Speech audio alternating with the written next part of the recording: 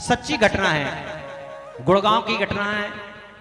एक Google company में कोई अच्छे बड़े अधिकारी हैं। एक दिन उनका फोन आया, महाराज जी आप दिल्ली में ही हैं, आएंगे क्या? हम आ जाते हैं। उनके घर गए। बहन जी का सवाल था कि मेरे पति में और मेरे में इतना झगड़ा है कि कोर्ट केस होने जा रहा है। हमने कहा कामाख्या माई का जाप कर देंगे, हम तो नवरात्रि कामाख्या रहते हैं, 20-22 साल हो गया हर नवरात्रि जाते हैं, तुम्हारी भी दीदी बढ़िया अनुष्ठान करेंगे, लेकिन एक शर्त। बोले क्या? इनकी उस एक मंत्र देंगे आपको और उस मंत्र का टाइम निश्चित होगा, इस मंत्र पे जाप करना, आपके पति में सुलह हो जाएगी, जो कोर्ट केस चलने वाला है वो नहीं चलेगा।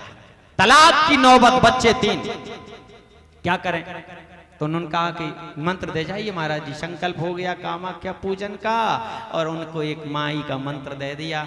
टाइम क्या रहेगा कि ठीक 9:30 सुबह से 10:30 तक 1 घंटे मानसिक जाप करना है, माला लेके नहीं करना है। जाप क्या होगा कि मौन व्रत में होगा, बोलना नहीं है, 9:30 से 10:30।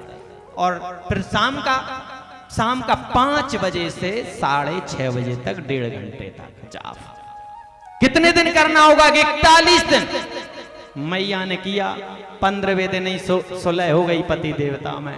इसके बाद हम लाए लौट के, तो उन्होंने कहा कि महाराज जी अब तो ये बहुत अच्छे हो गए। हमने कहा इसलिए अच्छे हो गए, ऑफिस जाते थे 9:30 से 10:30 के बीच में, आपका श्रीमुख बंद हो तब ना, बेचारे कैसे ऑफिस जाएं, और जब ऑफिस से पूरा भार लेकर के आए तब भी श्रीमुख भजन का बंद हो तब ना।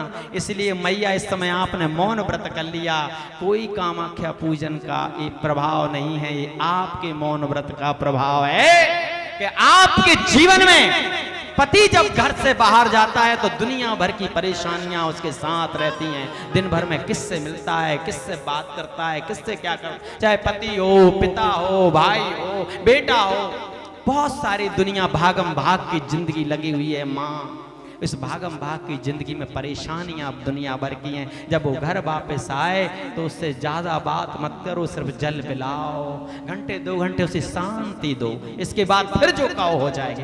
आज दोनों में परम आनंद है। कह रहे हैं महाराज जी ऐसो मंत्र तो मिलो ही नहीं है। हमने कहा ये तो सब ये मैया की देन है और किसी की देन नहीं है, ये शिक्षा लेकर के जाना है।